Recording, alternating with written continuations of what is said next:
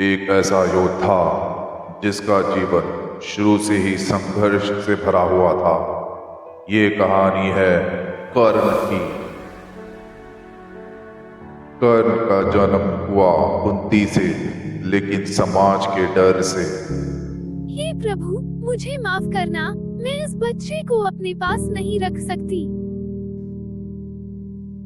उसने अपने ही बच्चे को एक टोकरी में रखकर नदी में बहा दिया, लेकिन किस्मत को कुछ और ही मंजूर था। राधा, ये देखो, ये बच्चा जैसे भगवान का वरदान हो। आज से ये हमारा बेटा है। बचपन से ही कर्ण को धनुर्विद्या का जुनून था। एक दिन मैं सबसे बड़ा धनुर्धर बनूंगा। ये कौन है? एक सूत पुत्र। इसकी औकात क्या है? योद्धा की पहचान उसकी कला से होती है, जन्म नहीं। गुरु द्रोणाचार्य, मुझे अपना शिष्य बना लीजिए। तुम एक सूत पुत्र हो, तुम्हें ये विद्या सिखाई नहीं जा सकती। उस दिन कर्ण का दिल टूट गया। फिर कर्ण ने परशुराम को अपना गुरु बनाया, झूठ बोलकर।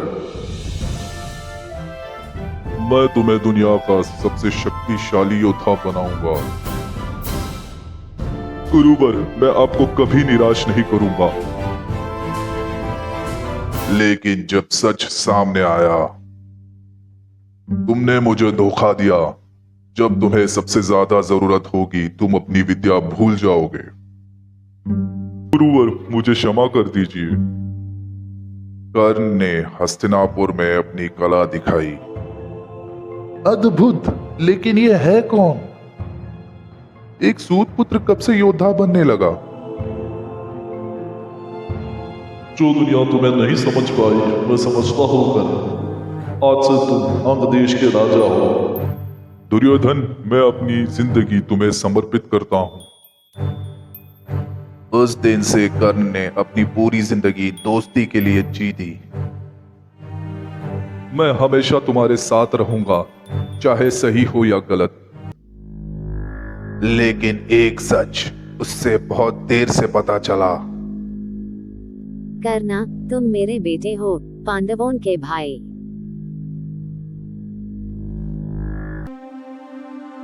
आज क्यों बताया माँ, जब सब कुछ खत्म हो चुका है? महाभारत के युद्ध में कर्ण ने अपनी पूरी शक्ति लगा दी।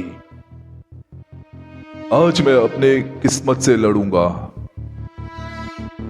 लेकिन किस्मत फिर उसके खिलाफ थी। ये पहिया अभी क्यों फंस गया?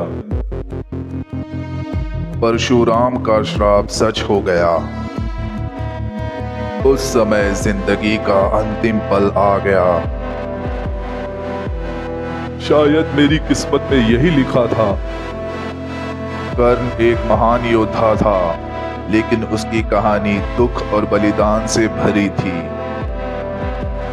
कर्ण हमें यही सिखाता है कि कभी कभी सब कुछ सही करने के बाद भी जिंदगी इंसान के साथ न्याय नहीं करती।